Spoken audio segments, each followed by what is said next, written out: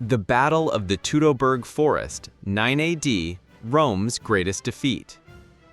The Battle of the Teutoburg Forest, known in German as Schlacht im Teutoburger Wald or Varusschlacht, and remembered by Roman historians as the Clades Variana, the Varian disaster, was one of the most catastrophic defeats in Roman history. In the year 9 AD, deep in the dark forests of Germania, a coalition of Germanic tribes ambushed and annihilated 3 Roman legions along with their auxiliaries and cavalry. This coalition was led by Arminius, a chieftain of the Cherusci tribe who had once served in the Roman army and mastered their tactics.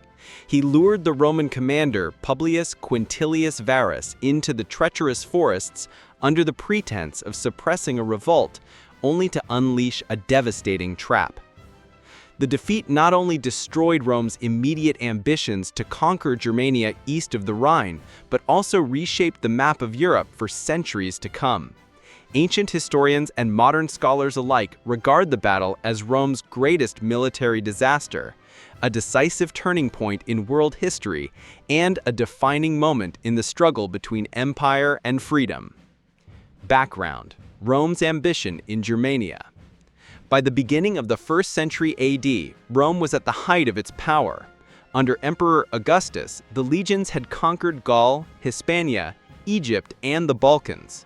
The next frontier lay beyond the Rhine, in the untamed lands of Germania.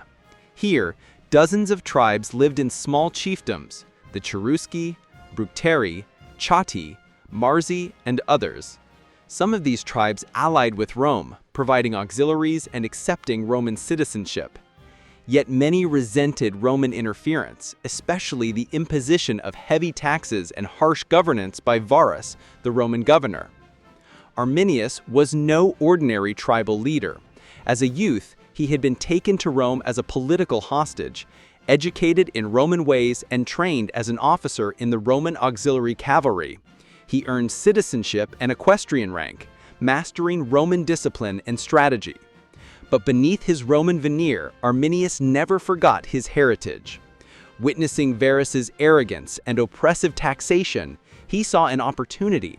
Using his Roman trust and insider knowledge, Arminius plotted to unite the fractious Germanic tribes against the empire. The trap in the Teutoburg Forest. In the late summer of 9 AD, Varus marched east with 3 full legions, Legio 17, 18, and 19, alongside 6 cohorts of auxiliaries and 3 cavalry units, totaling some 20,000 to 25,000 men. Arminius informed him of a supposed tribal uprising deep in the forests and offered to guide the Romans there. Varus, confident in his trusted ally, followed. The army entered the dense, rain-soaked Teutoburg Forest, a terrain of narrow paths, thick trees, and treacherous marshes. The disciplined Roman column stretched thin and lost its cohesion. The soldiers' heavy armor and wagons slowed them down. Hidden in the woods, thousands of Germanic warriors lay in wait. When the Romans were most vulnerable, the ambush began.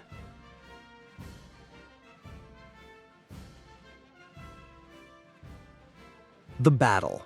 4 days of disaster. The ambush lasted for 3 to 4 days, not a single clash, but a drawn-out massacre. Rain poured relentlessly, soaking Roman shields and bowstrings. The short Roman gladius, perfect for open battle, was nearly useless in the cramped terrain. Meanwhile, the Germanic tribes hurled spears and javelins, attacking in waves from all directions. On the first day, the Romans built a makeshift camp, stunned by Arminius' betrayal. Many of their tribal allies had also switched sides, further crushing morale. On the second and third days, confusion reigned. Units were scattered, commanders struggled to restore order, and the forest turned into a killing ground. Guerrilla tactics prevailed as the Germans struck, vanished, and struck again. By the final day, near Calcrease Hill, the Romans made a desperate breakout attempt. But there, the Germans had prepared an earthen wall and barricades. The legions were funneled into the trap and slaughtered. Varus, realizing all was lost, committed suicide in true Roman fashion, falling on his sword. The legions ceased to exist. Out of more than 20,000 men, almost none survived. Aftermath. Rome in shock. The disaster sent shockwaves through the empire. Emperor Augustus, upon hearing the news, was devastated. According to Suetonius, he tore his clothes and cried out repeatedly, "Quintili vere, legiones reve," meaning, "Quintilius Varus, give me back my legions." Rome never reconstituted legions 17, 18, and 19. Their numbers were permanently retired, a testament to the depth of the defeat. Roman response. Germanicus's revenge.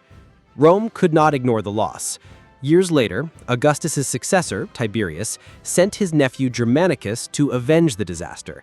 Between 14 and 16 AD, Germanicus led massive campaigns into Germania, defeating Arminius in several battles, including at the Weser River. At Teutoburg itself, Germanicus and his men found the bones of their fallen comrades, scattered and unburied. He gave them a solemn burial, an emotional moment for the legionaries. Despite these victories, Tiberius judged Germania unconquerable. The costs outweighed the benefits, and Rome abandoned its plans to expand beyond the Rhine. The empire's frontier in the north was set, permanently. Legacy, a turning point in world history. The Battle of the Teutoburg Forest became legendary. For Rome, it was a humiliating scar and a reminder of the limits of imperial might. For the Germanic peoples, it was proof that unity could defeat the greatest power of the ancient world. Arminius became a folk hero, remembered in German history as Hermann the Liberator.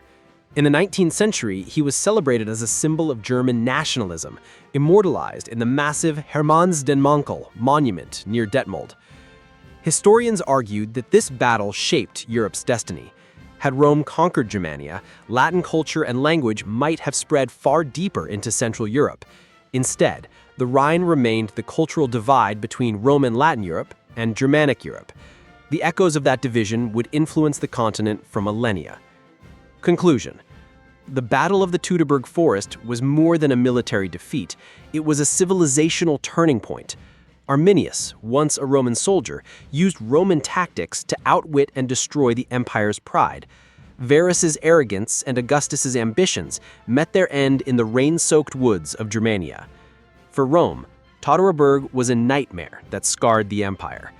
For the Germanic peoples, it was the dawn of independence.